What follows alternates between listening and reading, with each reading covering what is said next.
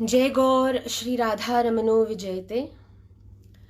आप सभी का निमाई पाठशाला के इस नवीन सत्र में बहुत बहुत स्वागत है। जैसा कि आप सभी लोग जानते हैं कि पिछले रविवार महाराज श्री के सानिध्य में श्रीमद् भगवत गीता के इस नवीन प्रसंग में हम सभी ने मिलकर प्रवेश किया है। क्योंकि जो सत्र था उसका समय परिवर्तित था, तो बहुत से वैष्णव जन कक्षा को नहीं ज्वाइन कर पाए और बहुत से लोगों ने किया भी, और उसके लिए हम बहुत आभारी हैं।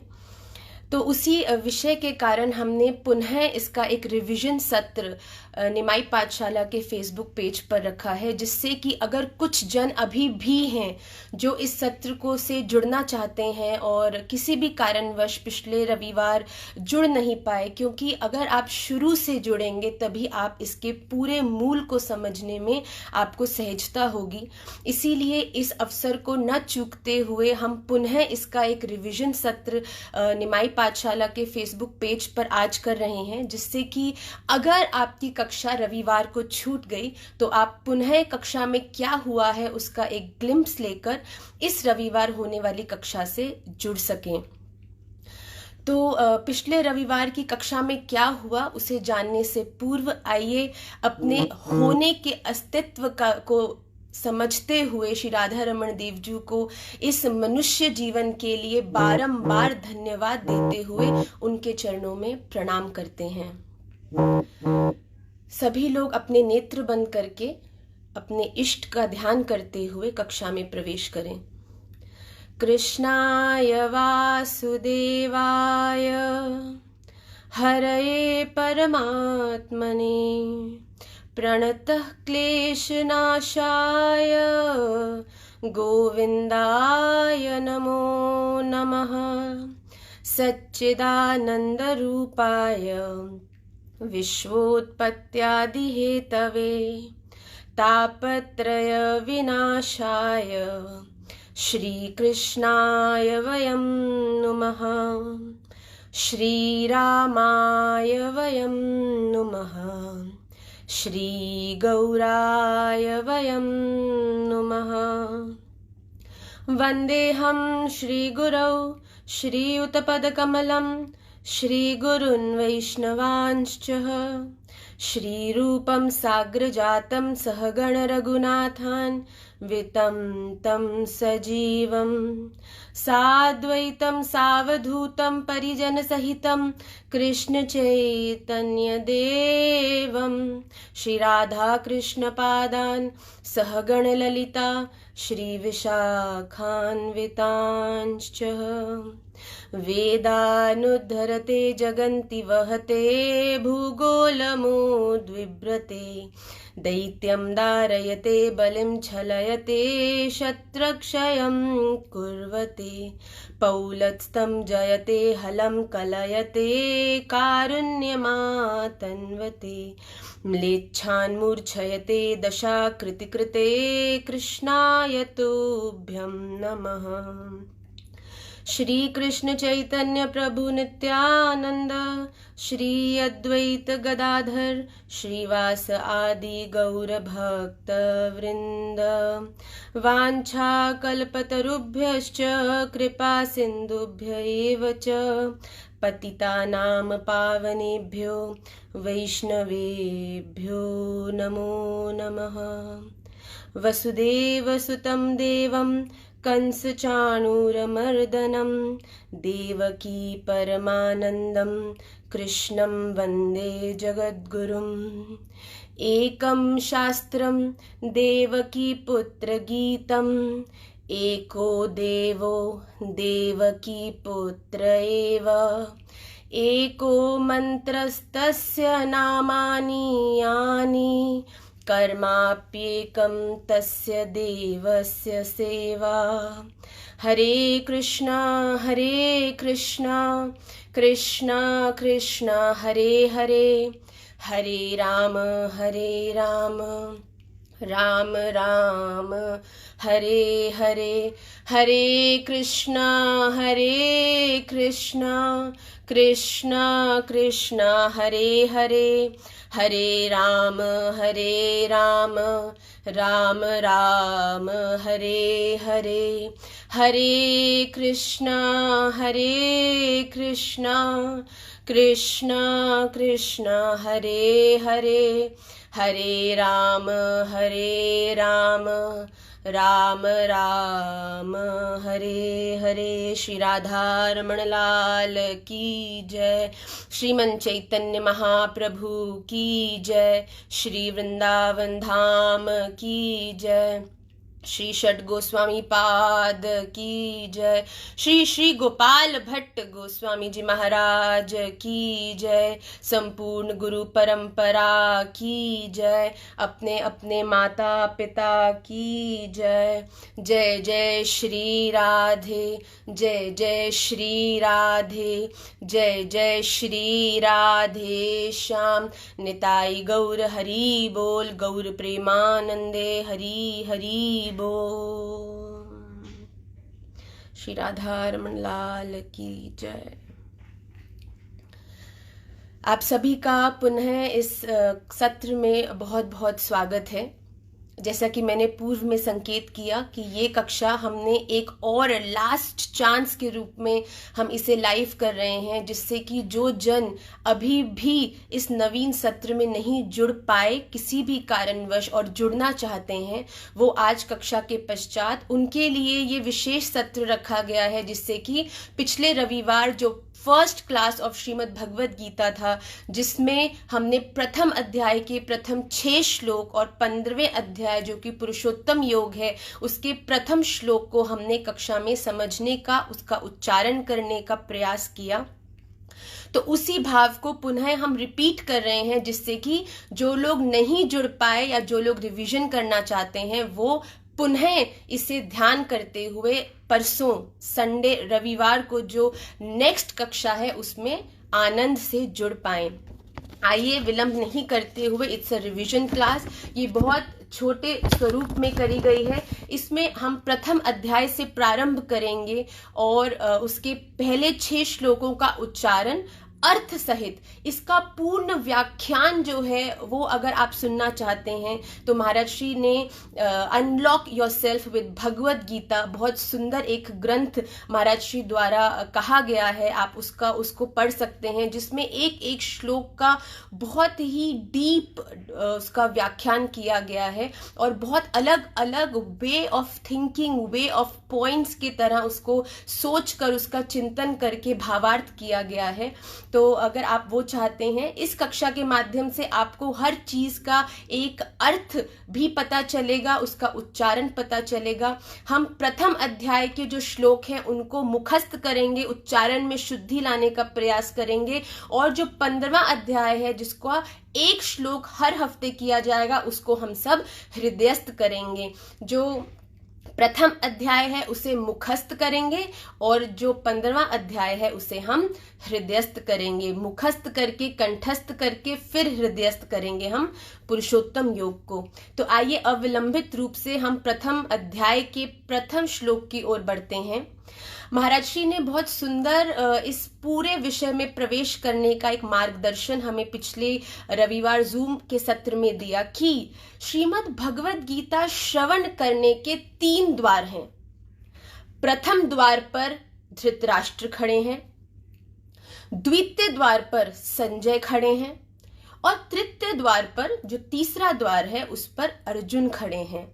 तो श्रीमद् भगवद गीता को श्रवण करने से आप इन 3 के उदाहरण से आप ये एनालाइज कर सकते हैं कि आप किसकी तरह श्रीमद् भगवद गीता को श्रवण करके समझना चाहते हैं। क्या आप धृतराष्ट्र की तरह श्रीमद् भगवद गीता में प्रवेश चाहते हैं, जो स्वयं भगवान द्वारा कहे हुए उपदेश को केवल इसीलिए सुनना चाहता है क्योंकि वो जानना चाहता है कि मेरे और पांडु के पुत्रों में जो युद्ध होने वाला है उसमें श्री भगवान अर्जुन को क्या कहकर उसका जो संशय है उसका निवारण कर रहे हैं और इस युद्ध को होने के लिए अपनी स्वीकृति दे रहे हैं। तो वो केवल सुन रहा है क्योंकि वो जानना चाहता है कि हो क्या रहा है। दूसरे जो जन हैं जो सुन रहे हैं, जो सुन के सुना रहे हैं, वो है संजय। संजय भी श्रीमद् भगवत गीता स्वयं भगवान द्वारा कहे हुए बहुमूल्य जो वचन है उनको केवल इसीलिए सुन रहा है क्योंकि वो धृतराष्ट्र को, जो राजा है, उनको बताना चाहते हैं कि दरअसल असलियत में युद्ध भूमि में क्या हो रहा है। तो वो भी जो पूरा उपदेश है उसे किसी परिवर्तन लाने के लिए या किसी उसके भाव को समझने के लिए वो इसका जो गान है वो नहीं कर रहे, वो केवल और केवल धृतराष्ट्र को सुनाने के लिए कि हो क्या रहा है। इसीलिए वो जो भगवान श्री भगवान का उपदेश है, श्रीमद् भगवत गीता है, उसे श्रवण करके धृतराष्ट्र को सुना रहे हैं। या फिर आप स्वयं श्री अर्जुन की तरह श्रीमद् भगवत गीता का श्रवण करना चाहते हैं, वो अलौकिक वचन जो स्वयं भगवान ने कहे हैं, इस जीवन के हर संशय का निवारण करने के लिए इस समय अर्जुन स्वयं भगवान की वाणी सुन रहे हैं। क्यों? क्योंकि वो इस समय संशय में है और वो उस संशय का निवारण करने के लिए, अपने जीवन में परिवर्तन करने के लिए, अपने आप को पूर्ण रूप से भगवान को समर्पित करने के लिए उनके द्वारा कहे गए उन अमृत वचनामृत को श्रवण कर रहे हैं। तो आज हम इस सत्र में प्रवेश करें उससे पहले आप सब भी इसका निर्णय कर लें कि आप इस श्रीमद् भगवत गीता जैसे अमृत ग्रंथ के अंदर आप धृतराष्ट्र की तरह प्रवेश करना चाहते हैं, संजय की तरह प्रवेश करना चाहते हैं, या स्वयं श्री अर्जुन की तरह आप इसमें प्रवेश करना चाहते हैं। तो आइए हम इस अद्भुत ग्रंथ के प्रथम अध्याय के प्रथम श्लोक की ओर बढ़ते हैं। ओम श्री परमात्मने नमः। श्रीमद् भगवद गीता अथ प्रथमोऽध्यायः। धृतराष्ट्र उवाच।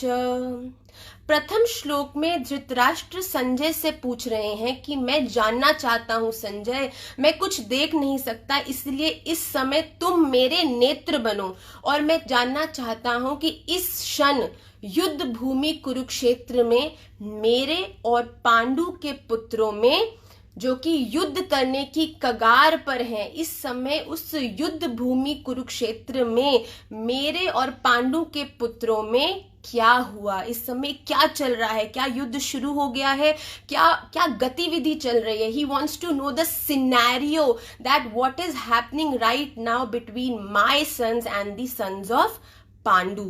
तो आइए प्रथम श्लोक की ओर हम अग्रसर होते हैं।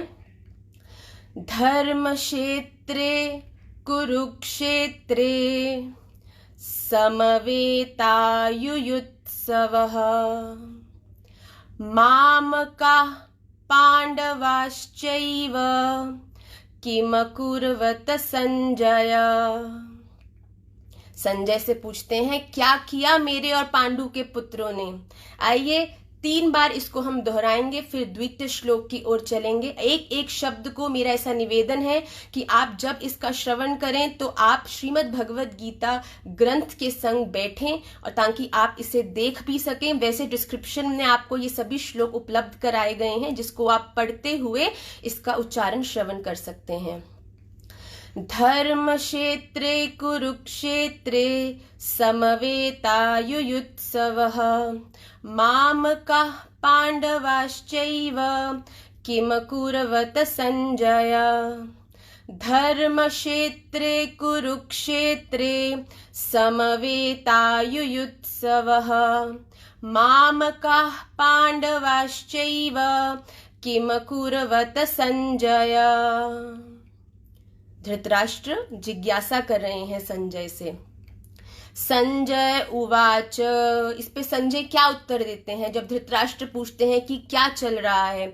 तो संजय बोलते हैं उस समय का सिनेरियो देखकर, उस समय की स्थिति देखकर कि उस क्षण जब संजय अपनी दृष्टिपात कर रहे हैं, उस समय जो दुर्योधन है वो पांडवों की अद्भुत सेना, जो कि बहुत व्यूहात्मक रूप से खड़ी है, पूरी युद्ध की तैयारी में खड़ी है, और उस बिल्कुल युद्ध के लिए तत्पर तैयार सेना को देखकर जो दुर्योधन है वो द्रोणाचार्य जी जो उनके गुरु हैं उनके पास जाते हैं और ऐसे वचन कहते हैं कि सबसे पहले दुर्योधन देख रहे हैं कि पांडव किस प्रकार व्यूह के रूप में उन्होंने पूर्ण रूप से तैयारी कर रखी है और तैयार है बिल्कुल युद्ध करने के लिए। इस तैयारी को देखकर जो दुर्योधन है वो द्रोणाचार्य जी के पास गए हैं और उनसे उनकी उस आर्मी को देखने के लिए निवेदन किया है कि द्रोणाचार्य जी आप ध्यान से देखिए कैसे पांडव कौन कौन कैसे खड़े हैं बिल्कुल तैयारी से युद्ध की। तो क्या कहते हैं, दृष्टवा तु पांडवानीकं व्यूढ़ं दुर्योधनस्तदा, दृष्टवा तु पांडवानीकं व्यूढ़ं दुर्योधनस्तदा, आचार्यमुपसंगम्य राजा वचनमब्रवीत्, आचार्यमुपसंगम्य राजा वचनमब्रवीत्। दुर्योधन बोलते हैं द्रोणाचार्य जी को कि देखिए पांडवों की तैयार सेना को, और इसको बोलते हुए किस प्रकार इसे श्लोक में कहा गया है, दृष्टवा तु पांडवानीकं व्यूढ़ं दुर्योधनस्तदा, आचार्यमुपसंगम्य राजा वचनमब्रवीत्, दृष्टवा तु पांडवानीकं व्यूढ़ं दुर्योधनस्तदा, आचार्यमुपसंगम्य राजा वचनमब्रवीत्, दृष्टवा तु पांडवानीकं व्यूढ़ं दुर्योधनस्तदा, आचार्यमुपसंगम्य राजा वचनमब्रवीत्। दुर्योधन द्रोणाचार्य जी से दृष्टि करने को कहते हैं। तो फिर क्या कहते हैं दुर्योधन द्रोणाचार्य जी को, उनको प्रणाम करते हैं, हे गुरुवर, हे आचार्य, आपके जो बुद्धिमान अति तीव्र अति बुद्धि वाले जो आपके शिष्य हैं द्रुपद पुत्र धृष्टद्युम्न जो हैं, जो कि सेना की तैयारी में सेना को किस प्रकार कहां पर किसको खड़ा होना है, व्यू मतलब कि एक सुंदर आकार बने जिससे कि सेना जो है युद्ध में और उत्तम रहे, उसकी तैयारी हर एक सोल्जर की किस प्रकार कहां किसे खड़ा होना है, उस विषय में निपुण धृष्टद्युम्न जो है आपके शिष्य जो द्रुपद पुत्र हैं उनके द्वारा खड़ी की गई इस पांडु पुत्रों की भारी भरकम तीव्र बड़ी विशाल सेना को आप देखिए। तो द्रोणाचार्य जी को दुर्योधन इस समय कह रहे हैं कि आप अपने निपुण पुत्र जो अपने निपुण शिष्य जो द्रुपद पुत्र हैं धृष्टद्युम्न, उनके द्वारा किस प्रकार पांडवों की सेना को बड़ी भारी विशाल सेना को खड़ा किया गया है, आप इसको बहुत ध्यान से देखिए। तो क्या कहते हैं, पश्यैतां पाण्डुपुत्राणाम् आचार्य महतीं चमूं व्यूढ़ां द्रुपदपुत्रेण तव शिष्येण धीमता। आपके बुद्धिमान शिष्य जो धृष्टद्युम्न है द्रुपद पुत्रेण, द्रुपद के पुत्र जो हैं धृष्टद्युम्न, उनके द्वारा कितनी सुंदर तरह पांडवों की सेना को युद्ध के लिए तैयार किया गया है। पश्यैतां पाण्डुपुत्राणाम् आचार्य महतीं चमूं व्यूढ़ां द्रुपदपुत्रेण तव शिष्येण धीमता। पश्यैतां पाण्डुपुत्राणाम् आचार्य महतीं चमूं व्यूढ़ां द्रुपदपुत्रेण तव शिष्येण धीमता। तब क्या कहते हैं कि आप बहुत ध्यान से देखिए किस प्रकार कितने सुंदर व्यूहात्मक रूप से पांडु पुत्रों की ये सेना युद्ध के लिए तैयार खड़ी है। उसके बाद दुर्योधन क्या बता रहे हैं कि व्यूहात्मक रूप से इस सेना में कौन कौन खड़े हैं। वो बता रहे हैं दुर्योधन कि कौन कौन योद्धा इस युद्ध में खड़े हैं तत्पर। तो क्या कहते हैं, इस सेना में जो धनुषकारी में, जो धनुष चलाने में अति उत्तम और श्रेष्ठ हैं और युद्ध करने में बहुत तीव्र हैं, बहुत सुंदर रूप से जिनकी युद्ध करने की क्षमता है, ऐसे भीम और धनुष चलाने वाले जो धनुषकारी में अति उत्तम हैं, ऐसे भीम और अर्जुन खड़े हैं। और उनके साथ साथ कौन खड़े हैं, शूरवीर सात्यकी और विराट तथा महारथी राजा द्रुपद, धृष्टकेतु और चेकितान खड़े हैं। उनको बता रहे हैं कि व्यूहात्मक रूप से कौन कौन सेना में खड़ा है। तो सबके नाम बता रहे हैं कि अर्जुन खड़े हैं जो धनुष चलाने में उत्तम हैं, भीम खड़े हैं जो युद्ध करने में उत्तम हैं, और फिर शूरवीर सात्यकी खड़े हैं, विराट तथा महारथी राजा द्रुपद, धृष्टकेतु, चेकितान खड़े हैं, तथा अति बलवान शक्तिशाली काशीराज खड़े हैं, पुरुजित खड़े हैं, कुंती भोज खड़े हैं, और मनुष्यों में श्रेष्ठ शैब्य खड़े हैं, पराक्रमी युधामन्यु खड़े हैं, और बलवान शक्तिशाली उत्तमौजा खड़े हैं, और सुभद्रा पुत्र अभिमन्यु खड़े हैं, एवं जो द्रौपदी के 5 पुत्र हैं, युधिष्ठिर, भीम, अर्जुन, नकुल, सहदेव, इन सभी 5 योद्धाओं के जो 5 पुत्र हैं, युधिष्ठिर से प्रतिविंध्य, भीम से सुत सोम, अर्जुन से श्रुतकर्म, नकुल से शतनिक और सहदेव से श्रुतसेन, ये 5 द्रौपदी के जो पुत्र हैं, 5 पांडवों के जो 5 पुत्र हैं, ये सब भी महारथी इस युद्ध में लड़ने के लिए तत्पर खड़े हैं। तो दुर्योधन द्रोणाचार्य जी को बता रहे हैं कि युद्ध करने के लिए कौन कौन पांडवों की ओर से शूरवीर शक्तिशाली खड़े हैं। तो आइए अगले 3 श्लोकों में इन सभी के जो नाम हैं उन्हें हम करेंगे। अत्र शूरा महेश्वासा भीमार्जुन समायुधि युयुधानो विराटश्च द्रुपदश्च महारथः। भीम, अर्जुन, द्रुपद, महाराजा द्रुपद, ऐसे ऐसे महारथी युद्ध करने के लिए तत्पर खड़े हैं। अत्र शूरा महेश्वासा भीमार्जुन समायुधि युयुधानो विराटश्च द्रुपदश्च महारथः। फिर क्या कहते हैं, धृष्टकेतुश्चेकितानः काशीराजश्च वीर्यवान् पुरुजित कुंती भोजश्च शैब्यश्च नरपुंगवः। मनुष्यों में श्रेष्ठ नरपुंगव, इस ऐसे शैब्य, कुंती भोज, पुरुजित, काशीराज, इस प्रकार सब वीर्य लड़ने के लिए, वीर जो हैं वो लड़ने के लिए तत्पर खड़े हैं। धृष्टकेतुश्चेकितानः काशीराजश्च वीर्यवान् पुरुजित कुंती भोजश्च शैब्यश्च नरपुंगवः।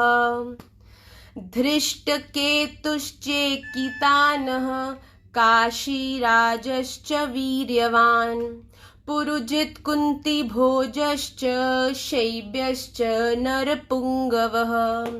और कौन खड़े हैं, युधामन्युश्च विक्रांत उत्तमौजाश्च वीर्यवान् सौभद्रो द्रौपदेयाश्च सर्व एव महारथाः। सौभद्रा पुत्र अभिमन्यु, द्रौपदी के 5 पुत्र युधामन्यु और बलवान उत्तमौजा भी व्यूहात्मक रूप से तैयार हैं लड़ने के लिए हमसे। तो द्रोणाचार्य जी को दुर्योधन पांडवों की जो लड़ने की तैयारी है उसमें कौन कौन जो योद्धा हैं, शूरवीर हैं, बलवान हैं, कौन कौन खड़े हैं लड़ने के लिए, उनके नाम से उन्हें संबोधित करके द्रोणाचार्य जी की दृष्टि उन सब पर डलवा रहे हैं। अत्र शूरा महेश्वासा भीमार्जुन समायुधि युयुधानो विराटश्च द्रुपदश्च महारथः धृष्टकेतुश्चेकितानः काशीराजश्च वीर्यवान् पुरुजित् कुन्ती भोजश्च शैब्यश्च नरपुङ्गवः युधामन्युश्च विक्रान्त उत्तमौजाश्च वीर्यवान् सौभद्रो द्रौपदेयाश्च सर्व एव महारथाः। ये प्रथम 6 श्लोक जिसमें धृतराष्ट्र जिज्ञासा करते हैं और संजय जो हो रहा है उसका व्याख्यान करते हुए बताते हैं कि दुर्योधन इस प्रकार द्रोणाचार्य जी के पास जाकर उन्हें पांडवों की इस सेना पर दृष्टि करने को कहते हैं। तो ये प्रथम श्लोक हमने प्रथम कक्षा में उच्चारण इनका शुद्ध करने के भाव से इनको हमने धीरे धीरे पढ़ा। आप सब भी प्रथम अध्याय के इन प्रथम श्लोकों का उच्चारण प्रतिदिन करें जिससे कि इसमें शुद्धि आए। एक बार एक संग हम सारे के सारे 6 श्लोकों को पढ़कर फिर 15वें अध्याय के प्रथम श्लोक की ओर अग्रसर होंगे। श्री परमात्मने नमः। प्रथमोऽध्यायः। धृतराष्ट्र उवाच। श्रीमद्भगवद्गीता। धर्मक्षेत्रे कुरुक्षेत्रे समवेतायुयुत्सवः मामकाः पाण्डवाश्चैव किमकुर्वत संजय। संजय उवाच। दृष्ट्वा तु पाण्डवानीकं व्यूढं दुर्योधनस्तदा आचार्यमुपसंगम्य राजा वचनमब्रवीत्। पश्यैतां पाण्डुपुत्राणाम् आचार्य महतीं चमूं व्यूढां द्रुपदपुत्रेण तव शिष्येन धीमता। अत्र शूरा महेश्वासा भीमार्जुन समायुधि युयुधानो विराटश्च द्रुपदश्च महारथः धृष्टकेतुश्चेकितानः काशीराजश्च वीर्यवान् पुरुजित् कुन्ती भोजश्च शैब्यश्च नरपुङ्गवः युधामन्युश्च विक्रान्त उत्तमौजाश्च वीर्यवान् सौभद्रो द्रौपदेयाश्च सर्व एव महारथाः। श्री राधा रमण लाल की जय। आप सभी प्रथम जो 6 श्लोक हैं इनको पढ़ें। परसों जो रविवार की कक्षा है इसमें हम आगे के 5 श्लोकों को कक्षा में लेंगे जिससे उनका एक अर्थबोध तत्पश्चात उसमें हम उसका जो उच्चारण है उसको समझने का प्रयास करेंगे। आइए पंचदशो अध्याय जो 15वां अध्याय है श्रीमद् भगवद गीता का जिसे पुरुषोत्तम योग भी कहा गया है और बार बार महाराज श्री द्वारा ऐसा हमने श्रवण किया है कि श्री ठाकुर जी को ये सबसे अति प्रिय भाव है। ठाकुर जी को पुरुषोत्तम अध्याय श्रवण करने में बहुत आनंद आता है। तो हम सब प्रयास करेंगे कि इस अध्याय को हम हृदयस्थ करें। तो आइए इस अध्याय के प्रथम श्लोक की ओर हम अग्रसर होते हैं। श्री भगवान उवाच। ऊर्ध्वमूलमदः शाखम् अश्वत्थं प्राहुरव्ययम्। ऊर्ध्वमूलमदः शाखम् अश्वत्थं प्राहुरव्ययम्। छन्दांसि यस्य पर्णानि यस्तं वेद स वेदवित्। ऊर्ध्वमूलमधः शाखम् अश्वत्थं प्राहुरव्ययम्। छन्दांसि यस्य पर्णानि यस्तं वेद स वेदवित्। श्री भगवान उवाच। ऊर्ध्वमूलमधः शाखम् अश्वत्थं प्राहुरव्ययम्। छन्दांसि यस्य पर्णानि यस्तं वेद स वेदवित्।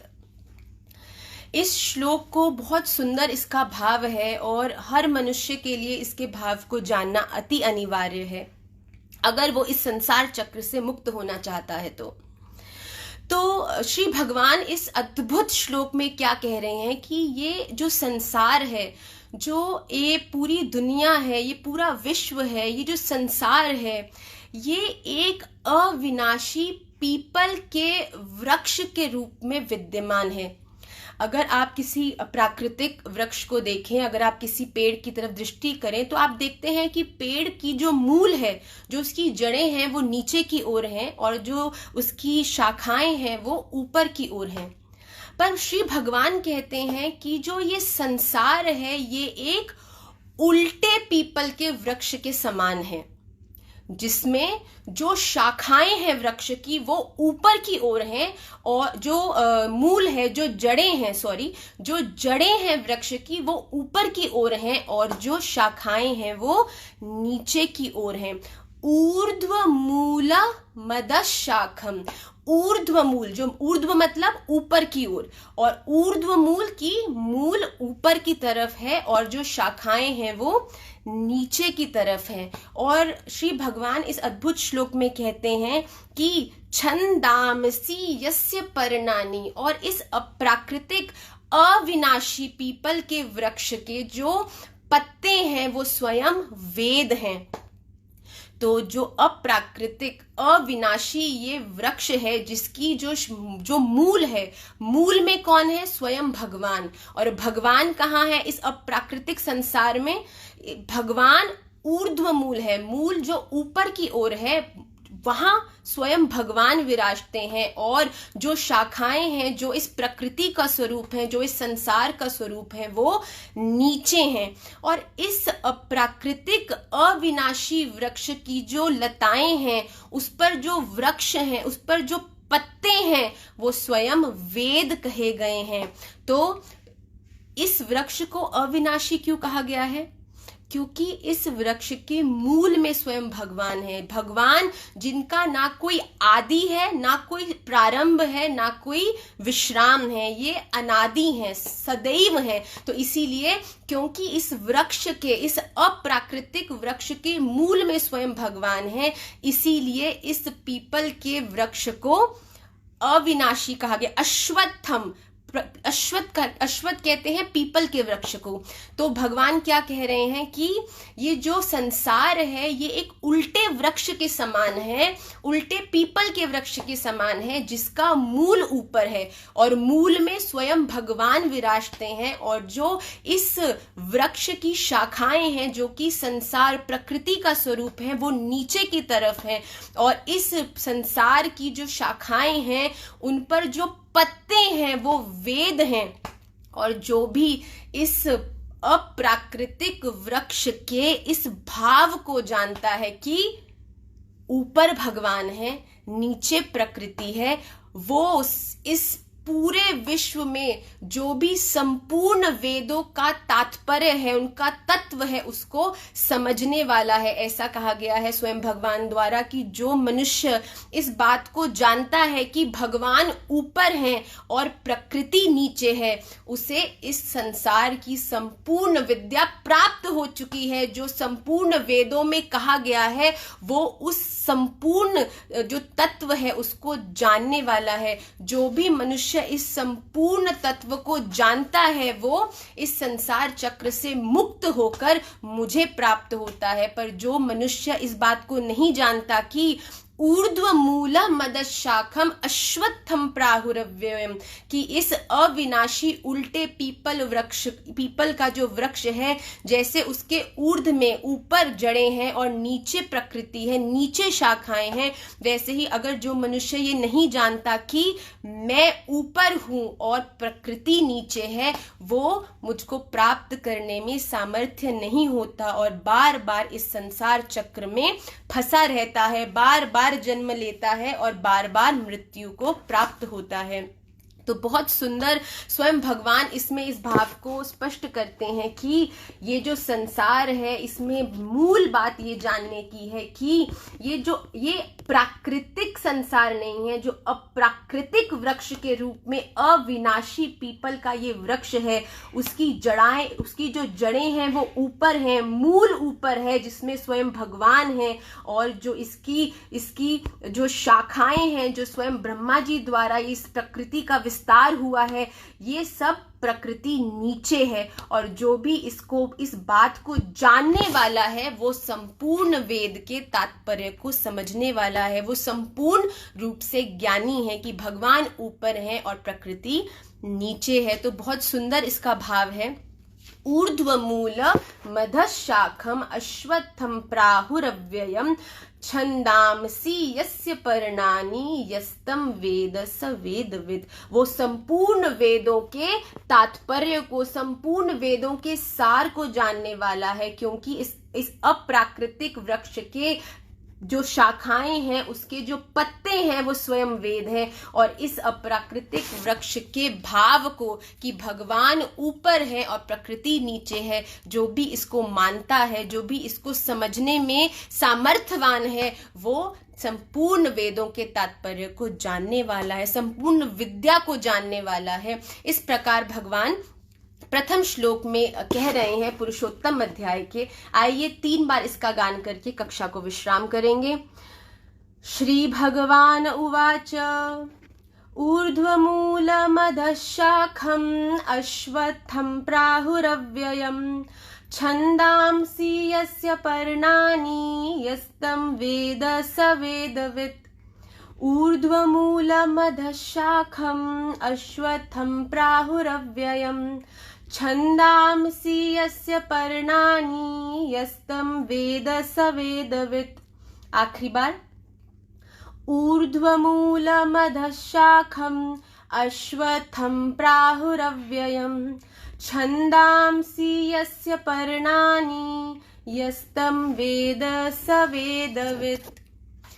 भगवान कहते हैं कि ये संपूर्ण संसार जो है वो एक उल्टे इस श्लोक में जो पीपल का वृक्ष है उसे अविनाशी इसलिए कहा गया है क्योंकि उसके मूल में भगवान है।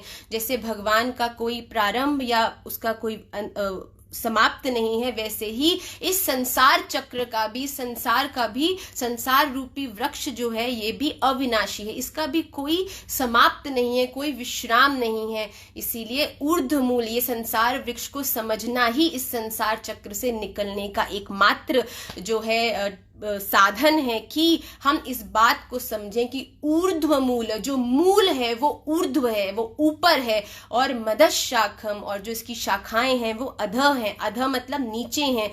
तो जो भगवान है वो ऊपर है और प्रकृति नीचे है, और वेद इस अद्भुत अप्राकृतिक वृक्ष के पत्ते हैं। जो इस भाव को समझता है वो ही संपूर्ण वेदों को जानने वाला है। हम सभी इस भाव को हृदयस्थ करके इस श्लोक को कंठस्थ करें, और फिर हम परसों पुनः हम जो श्री भगवत गीता है उनके द्वितीय सत्र में हम जूम पर मिलेंगे। ये पहला सत्र था, ये आपको आखिरी अवसर है। अगर आपने से कोई जन इस सत्र से नहीं जुड़े हैं, वो अपना जो नाम है नीचे दिए हुए नंबर जो आपको अभी प्राप्त हो जाएगा इसके डिस्क्रिप्शन में ही, उन पर अपना नाम भेजें, जिससे आप श्रीमद् भगवत गीता की जो क्लासेस हैं उसमें आप जुड़ सकें, जिससे आपको हर रविवार जुड़ने के लिए लिंक प्राप्त होगा, जिससे आप कक्षा से जुड़ पाएंगे। और ये हमारे लिए अति सौभाग्य की बात होगी। तो आप सभी हम पर कृपा करें। और श्री भगवान ने क्या अद्भुतम वाणी उनकी है, जिसमें उन्होंने जीवन के हर संशय के निवारण हेतु हम सभी का मार्गदर्शन किया है अर्जुन के माध्यम से। तो हम सभी इस भाव को ग्रहण करते हुए अपने जीवन को और जीने योग्य बनाएं और श्री भगवान के द्वारा ग्रहण करने योग्य बनाएं। ऐसी मेरी आप सभी के श्री चरणों में प्रार्थना। पुनः अगले आने वाले रविवार जूम पर दोबारा मिलेंगे। श्री राधा रमन लाल की जय।